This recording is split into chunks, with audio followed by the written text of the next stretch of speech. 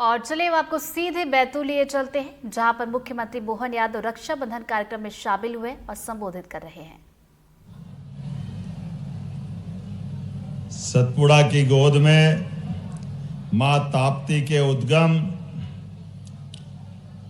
और माता रेणुका, माता अंबा माई, बोले अंबा माई की, माता रेणुका की। हम सबका सौभाग्य है, सावन का महीना क्या चल रहा, सुबह से लेकर रात तक दे राखी दे राखी दे राखी, चारों तरफ आप सबको प्रणाम करता हूं, आपका आशीर्वाद चाहता हूं।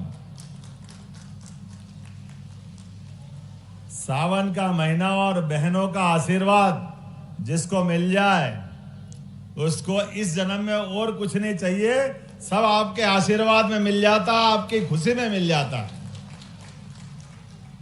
मंच पर विराजमान यशस्वी केंद्रीय मंत्री श्रीमान डीडी उइके जी, संभागीय संगठन मंत्री, संभाग प्रभारी श्री पंकज जोशी जी, माननीय विधायक भैंसदेही महेंद्र सिंह चौहान जी, माननीय विधायक हेमंत खंडेलवाल जी, माननीय विधायक डॉक्टर योगेश पनागरे जी, माननीय विधायक मुल्ताई चंद्रशेखर देशमुख जी, सुजीत जैन जी, आदित्य बबला शुक्ला जी, जिला पंचायत अध्यक्ष श्री राजा पवार जी, जिला पंचायत उपाध्यक्ष हर्षराव ध्रुवे जी, नगर परिषद अध्यक्ष मनीष सोलंकी जी, जनपद अध्यक्ष भैंसदेही दुर्गाचरण ठाकुर जी, पूर्व नगर अध्यक्ष अनिल सिंह ठाकुर जी, पूरा मंच, बहुत सारे नाम है, सबके लिए अभिनंदन करता हूं। जोरदार ताली बजा करके सबका एक साथ अभिनंदन कर दूं। क्या उमड़ा है भीड़ का समूह और बहनों का क्या सैलाब है। जैसे हेलीकॉप्टर उतरा तब से ऐसा लग रहा कि छतों पे लोग इतने हैं, ऐसा नहीं छत बिड़ जाए। रास्ते भर यहाँ वहां जाते को हर जगह उत्साह उमंग भरा है और बाबा की भी ऐसी कृपा है, महाकाल महाराज की। एक बार जयकारा लगा लो, अभी सवारी निकल रही होगी उज्जैन में, बोले महाकाल महाराज की। हमको लग रहा है यहीं से प्रणाम कर लें। बाबा महाकाल और सावन का महीना हमारे लिए, ये पूरा वनांचल सतपुड़ा का पूरा प्राकृतिक सौंदर्य से भरा पूरा बैतूल का जिला कितना अच्छा लगता है। परमात्मा ऊपर हेलीकॉप्टर से भी जब आते हैं, चारों तरफ जंगल, वन, पहाड़, झरने, बरसात के लिए ऐसा लगता है कि कहीं भी उतारो और आराम से बैठो। इतना सुंदर स्थान, आपका बहुत बड़ा भाग्य। आप सबको बधाई देता हूं, आपको प्रणाम करके आपके जीवन में परमात्मा ये खूबसूरती सदैव दे के रखे, किसी की नजर नहीं लगे बैतूल में। जिस प्रकार का समय बदला है, एक बार यशस्वी प्रधानमंत्री के लिए जोरदार ताली बजाओ, श्रीमान नरेंद्र मोदी जी के लिए। इतना अच्छा लगता है हमारी बहन बेटियों को मान सम्मान देना। हमारे अपने यशस्वी प्रधानमंत्री जब से वो प्रधानमंत्री बने, एक एक कर मेहनत कर किसान, धान के हरे भरे खेत, ऐसे लग रहा जैसे गलीचा बिछाया, गलीचा इतना सुंदर लग रहा था। ऊपर से मेहनत कर किसान और सीमा पे जवान, सबके लिए बराबर सम्मान देने का काम अगर किसी ने किया तो यशस्वी प्रधानमंत्री श्रीमान नरेंद्र मोदी जी ने किया है। हम उनका वंदन करते, अभिनंदन करते हैं। देश की सीमा की तो छोड़ो, देश के सीमा के बाहर भी दुश्मन किसी देश में बैठा हो, उससे दो दो हाथ करने की हिम्मत अगर किसी में है तो यशस्वी प्रधानमंत्री के नेतृत्व में आज पूरा देश कटिबद्ध है। हमारा यह सौभाग्य है। और एक बार नहीं, दो दो बार हमारे देश के आतंकवादियों को मारने के लिए देश की सीमाओं के बाहर जाकर के हमारी फौज ने यशस्वी प्रधानमंत्री के नेतृत्व में हवाई मार्ग से और पैदल मार्ग से मार करके ठिकाने लगाने का काम किसी ने किया है तो यशस्वी प्रधानमंत्री श्रीमान नरेंद्र मोदी जी ने किया है। आजादी के इस अवसर पर खास करके 15 अगस्त 3 दिन बाद है और 15 अगस्त के पहले देश के यशस्वी प्रधानमंत्री के नेतृत्व में हम सब एहसास कर रहे हैं, आजादी के बाद ऐसा नेतृत्व होना चाहिए जहां अमेरिका हो, रूस हो, इंग्लैंड हो, जापान हो, चाइना हो, कोई भी दुनिया का देश किसी भी देश की परेशानी के लिए अगर वो अपनी समस्या भी समाधान कराना चाहते हैं तो वह हमारे नेता नरेंद्र मोदी जी को याद करते हैं। यह हमारा सौभाग्य है, यह भारत का भाग्य, भारत का मान सम्मान है। देश के प्रधानमंत्री हो तो ऐसे हो जिनके मन में अपने देशवासियों की आगे बढ़ाने की तो इच्छा है ही, लेकिन दुनिया के अंदर भारत का मान बढ़ाने के लिए, सम्मान बढ़ाने के लिए कदम कदम पर एक के बाद एक लगातार आप देखिए, रूस यूक्रेन युद्ध में अभी किसी भी देश की अगर एक तरफ उनने लाइन पकड़ ली तो दूसरी तरफ जाने की हिम्मत नहीं। जो रूस में गया वो यूक्रेन नहीं जाता, जो यूक्रेन की बात करता वो रूस की तरफ देखता नहीं। एकमात्र नेता है जो 20,000 बच्चों को दोनों देश से बचा के लाया, वो उनका नाम नरेंद्र मोदी है, जिनको दोनों देश मानते हैं। हमारे बच्चे कहीं फंसे हों और उनकी जान की लाले पड़े हों, ऐसे में हम सब देश के नेता से अपेक्षा करते हैं। और मुझे इस बात की प्रसन्नता है, यशस्वी प्रधानमंत्री हमेशा देशवासियों की अपेक्षा पे खरे उतरते हैं और यही तो कारण है। आज रक्षाबंधन के अवसर पर याद दिलाना चाहूंगा आपको, इस देश के अंदर के हालात, धारा 370 जम्मू कश्मीर में 40,000 लोगों की हत्याएं हुई निरपराध। आजादी के बाद दुर्भाग्य से कांग्रेस ने ये जो उनके पहले प्रधानमंत्री ने गलत निर्णय किया था और उसका परिणाम यह आया, चाहे सैनिक हो, पुलिस वाला हो, आम नागरिक हो, महिला हो, पुरुष हो, बच्चे हो, सबके सब लोगों का खून बहा। लेकिन दुर्भाग्य से कांग्रेस और उनके लोगों की परवाह नहीं रही।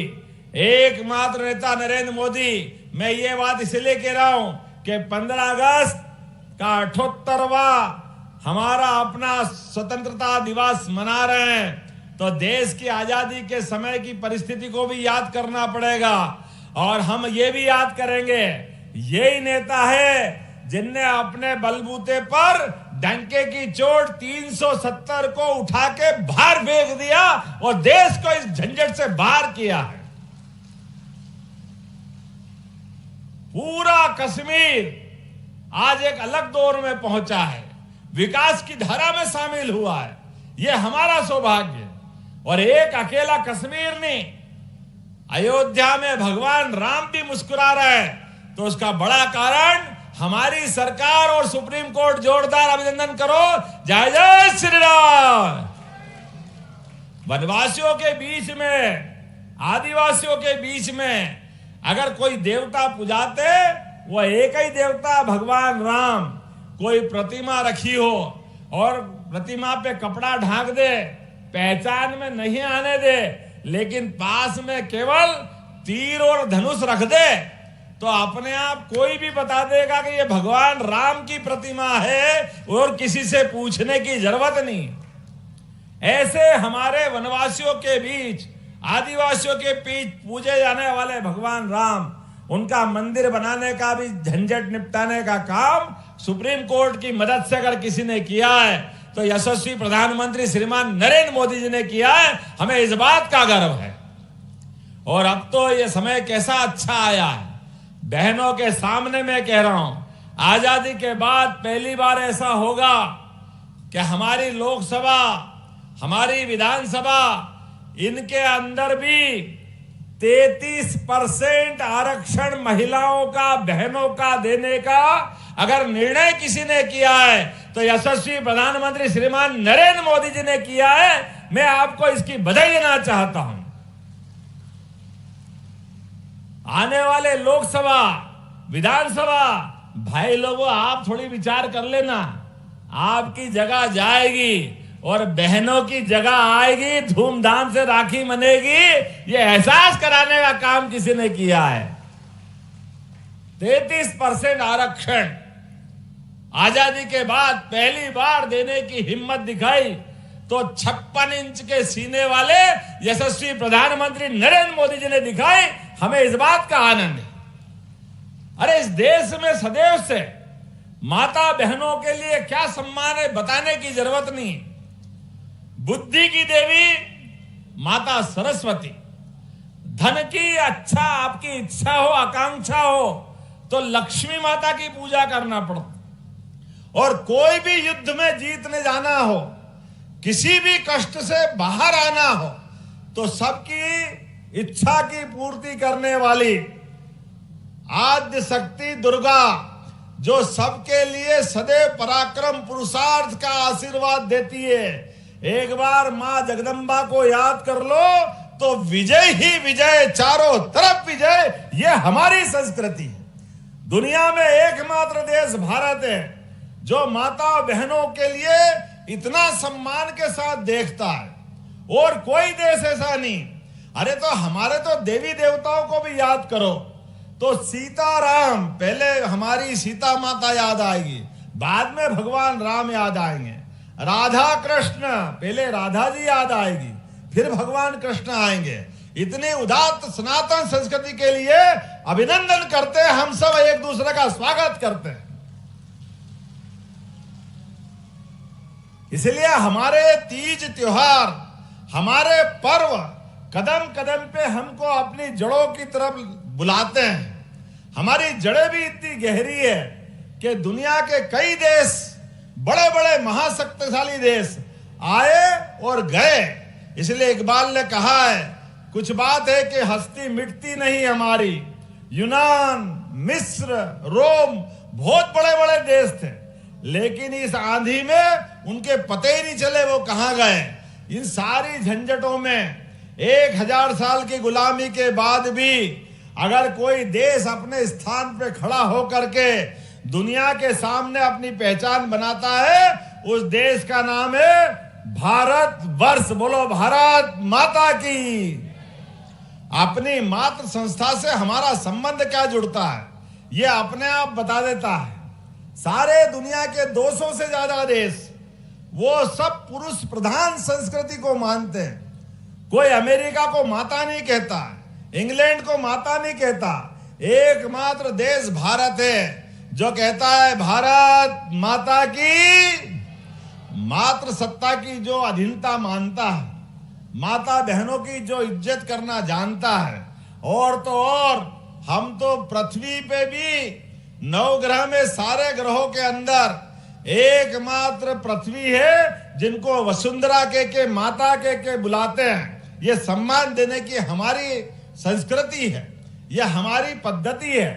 इसलिए सनातन संस्कृति में अगर सो करके नींद के उठने के बाद व्यक्ति अपने पलंग से उतरने के बाद पैर भी रखता है तो पहले पृथ्वी मां को प्रणाम करता है।